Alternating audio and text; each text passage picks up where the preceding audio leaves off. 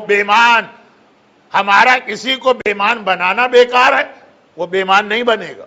جیسے ایک مسئلہ تو اب دارالسلام کے مومنین کو معلوم ہو گیا ہے،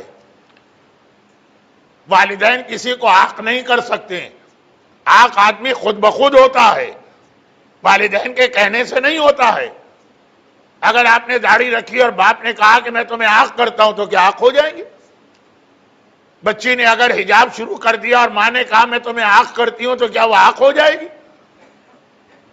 اور اسی طرح صریحاً والدین کی توہین کر رہے اور والدین محبت کر رہے، کچھ بول نہیں رہے، تو آپ یہ سمجھے کہ ہم اللہ کے یہاں والدین کے فرما بردار مانے جائیں گے؟ آپ عاق ہو گئے، کیونکہ اس میں والدین کی اتھارٹی نہیں ہے، نہ وہ کسی کو عاق کر سکتے ہیں نہ کسی کو عاق ہونے سے روک سکتے ہیں۔